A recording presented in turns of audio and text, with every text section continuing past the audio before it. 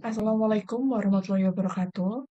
Di sini saya akan membawakan presentasi demo dengan judul Optimasi Pengoperasian Sistem Tenaga Listrik Multi Area Terintegrasi Energi Terbarukan dan Penyimpanan Energi dengan mempertimbangkan regulasi Carbon Tax and Trade. Sebelumnya, perkenalkan, saya Nisa Putri Fidera dengan NRP 5004221165 dan rekan saya Dava Ardina dengan NRP 5022221065.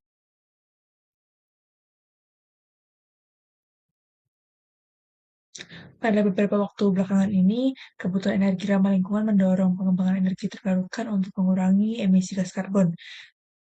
Dari pembangkit fosil, Indonesia memiliki potensi besar dan menargetkan 23% bauran energi terbarukan pada 2025. Namun, integrasi energi terbarukan menghadapi tantangan intermittensi yang dapat mengganggu kestabilan jaringan sehingga diperlukan penyimpanan energi untuk menjaga keseimbangan sistem. Optimasi operasi sistem tenaga listrik dengan metode MEQCD dinilai efektif karena mempertimbangkan biaya, emisi, dan kendala. Selain itu, regulasi karbon juga menjadi threat memberi intensif bagi pengurangan emisi dan percepatan transisi. Penelitian ini bertujuan untuk mengembangkan mode optimasi sistem tenaga yang terintegrasi dengan energi terbarukan dan penyimpanan energi yang ramah lingkungan. Tujuan dari penelitian ini yaitu untuk meningkatkan efisiensi operasional sistem kelistrikan dari sisi biaya operasional melalui implementasi pengembangan metode MOMIQCP. Yang kedua yaitu untuk mengurangi dampak karbon dari pembangkit konvensional melalui pemodelan dengan skema carbon tax and trade sesuai dengan regulasi Kementerian. Yang ketiga yaitu untuk meningkatkan optimasi terhadap biaya operasi serta emisi pada sistem kelistrikan modern dengan tingginya bauran pembangkit energi terbarukan dan penyimpanan energi. Pada penelitian ini digunakan metode MOMIQCP untuk diimplementasikan dalam optimasi operasi sistem tenaga listrik yang terintegrasi dengan energi terbarukan dan penyimpanan energi.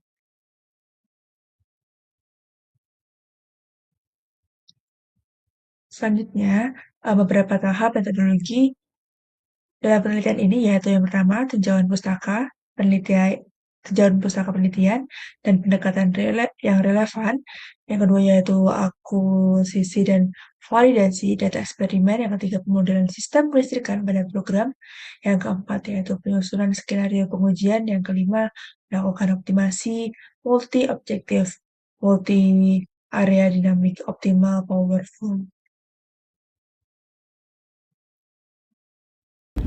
Baik, mungkin selanjutnya saya izin menjelaskan bagaimana hasil dari setiap skenario yang diterapkan. Yang pertama mungkin dari skenario pertama, di sini bisa dilihat di grafiknya, itu adalah active power atau daya yang dibangkitkan dibandingkan dengan per jam. Jadi untuk yang X-nya itu dia mewakili hour, yang Y-nya itu mewakili active power. Di sana kita bisa melihat bahwa di sana tidak ada penetrasi dari energi terbarukan apapun. Jadi grafik di samping menunjukkan bahwa kurva pembangkitan generator itu mengikuti bentuk kurva bebannya secara langsung. Jadi ketika bebannya meningkat, maka generator konvensional ini secara otomatis sebagaimana semestinya harus meningkatkan juga outputnya. Hal ini mengakibatkan konsumsi bahan bakar yang cenderung tinggi dan dampaknya biaya operasinya akan cenderung lebih besar. Grafik total biaya, emisi, dan rugi daya nantinya juga bisa kita lihat di sini, menunjukkan bahwa pola kenaikannya sejalan dengan beban harian. Jadi, emisi karbon terlihat tinggi karena semua kebutuhannya itu diprovide oleh tenaga fosil atau generator fosil yang menghasilkan CO2 secara langsung. Selain itu juga, rugi daya dari jaringan ini meningkat ketika aliran dayanya tinggi. Yang membuat skenario 1 ini merupakan base skenario yang kita jadikan pembanding karena merupakan skenario yang paling tidak ideal, baik secara efisiensi maupun secara ekonomis. Nah, di sini kita bisa melihat kalau misalnya dia itu dari mulai total cost, total emission hingga kerugian-kerugiannya itu sangat amat tinggi. Itu disebabkan bahwa skenario ini merupakan skenario konvensional yang biasanya kita gunakan tanpa adanya penggunaan penerapan metode yang akan kita gunakan di penelitian ini sendiri. Baik, selanjutnya ketika kita memasuki skenario kedua, di sini kita mulai membandingkan secara berangsur-angsur dengan metode-metode atau kebaruan atau novelty yang akan kita tambahkan di penelitian maupun di research kita. Jadi, di kedua ini kita mulai membuat penetrasi dari renewable energy sources atau PLTS dan turbin angin pada penelitian kali ini. Jadi, pada skenario 2 ini kita memasukkan energi terbarukannya dengan range 10%, 20%, hingga 30%. Perlahan-perlahan kita penetrasikan dan integrasikan energi terbarukan ini dalam rangka untuk mensupport atau mengoptimalkan dan mengoptimasikan dari sistem kita itu sendiri. Jadi grafik PLTS dan angin ini bisa kita lihat setiap tingkat penetrasinya menunjukkan bahwa ketika kita memasukkan persentase energi terbarukan lebih besar dan semakin besar, maka kontribusi dayanya juga akan lebih besar masuk ke dalam sistem. Itu linear dan itu sudah pasti.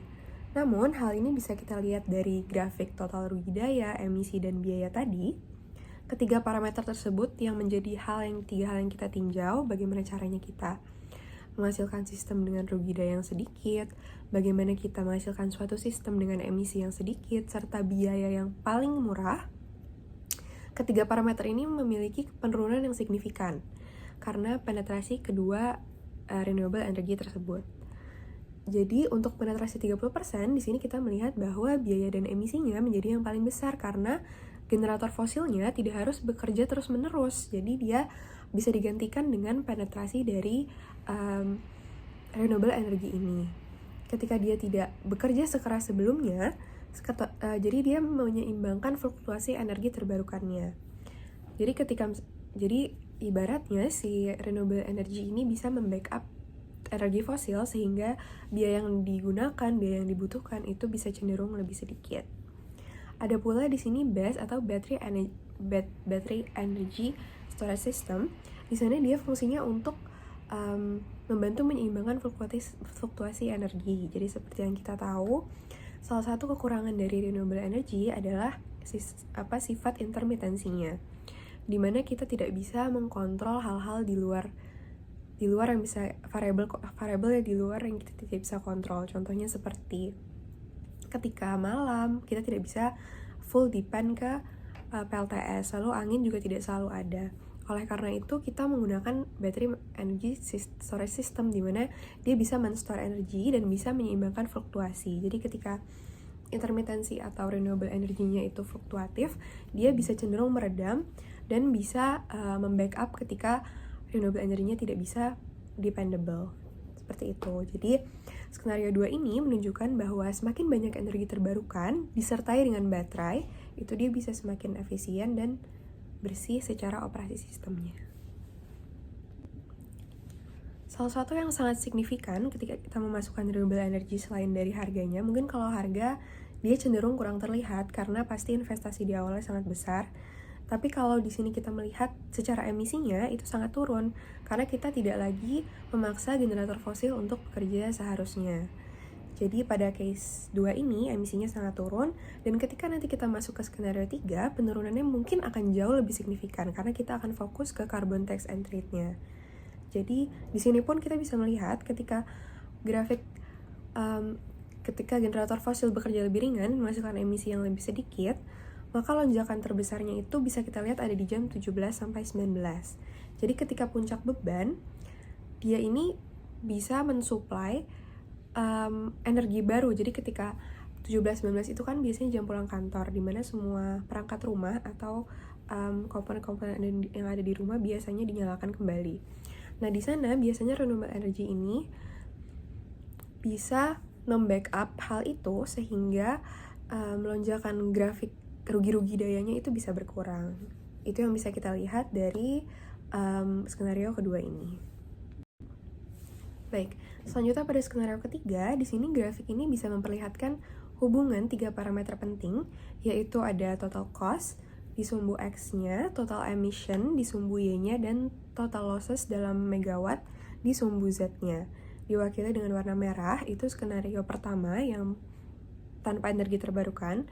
Skenario kedua atau warna biru itu ketika energi terbarukannya rendah, hijau itu ketika sedang, dan magenta ini ketika sudah dimasukkan penetrasi energi terbarukan tinggi, juga sudah disertai dengan battery energy storage system. Nah, di sini juga kita bisa lihat hasilnya. Di sini juga saya jelaskan kalau misalkan di titik merah itu kondisi sistem yang paling tidak efisien dan tidak ramah lingkungan. Ketika kita ke titik biru, hijau, muda, dan magenta, dia bergerak ke kiri bawah, itu kita mulai melihat cenderung lebih baik sedikit, semakin baik, dan bahkan ketika kita sampai ke warna magenta, itu sudah ada di kondisi paling baik. Untuk metode ini sendiri, saya memakai metode Pareto. Jadi di sini bisa dilihat bahwa ketika terjadi penetrasi energi terbarukan, itu sangat membawa perubahan signifikan kepada suatu sistem dan kepada optimalisasi dari sistem tenaga listrik tersebut. Nah, selanjutnya kita bisa melihat baik, yang terakhir mungkin dari fokus analisisnya. Ketika kita masuk ke skenario 3, itu kita mulai beralih ke penerapan kebijakan emisi, yaitu carbon tax and carbon trade, di mana di sini grafik carbon tax-nya itu menunjukkan bahwa area 1 menghasilkan emisi yang melebihi batas atau melebihi dari carbon cap-nya, sehingga harus membayar pajak karbon yang cukup besar.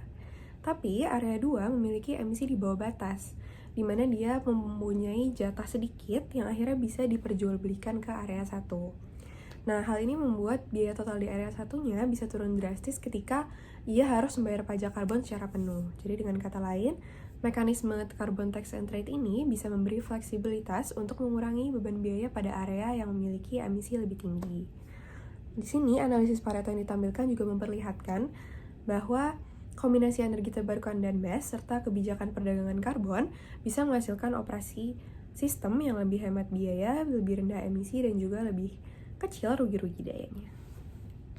Baik, sebelumnya saya mohon izin dikarenakan software yang dipakai merupakan software editing GAMS, dan itu sendiri dibiayai oleh funding dari penelitian BIMA juga, dan tidak bisa di record maupun share screen. Jadi mungkin saya akan transfer ke bentuk Excel untuk memproses datanya, tapi untuk overall sama. Di sini kita bisa melihat ada TC, TE, TL. Di sini di atas ini merupakan variabel yang ditinjau untuk case pertama. Di sini di sebelah sini ada ketika saya melihat kondisi yang paling optimal dari losses, emission, dan cost-nya. Di sini optimal itu bisa diketahui ada di C9, maka kita mengambil kondisi pada C9 di sini, dimana semuanya paling rendah. Di bawah sini merupakan beban, di sini ada jam 1 sampai jam 24, disertai dengan beban-bebannya. Jadi kita bisa tahu beban puncaknya ada di jam berapa, untuk mengetahui kondisi paling optimal dan beban terbesar yang harus dikurangi dalam beban hariannya. Di sini juga ada grafik-grafik yang ditampilkan. Di sini ada skenario ketika kita mempenetrasikan 10%, 20%, hingga ketika kita mempenetrasikan 30% dari renewable energy. Ketika dia discharge, ketika dia aktif. Di sini semuanya sudah ada.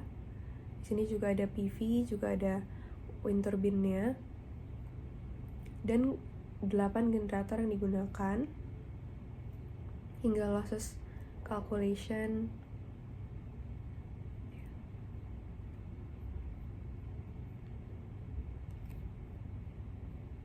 Di sini kita bisa melihat total bebannya, lalu area 1 dan area 2, bagaimana caranya kita bisa menemukan yang paling ideal.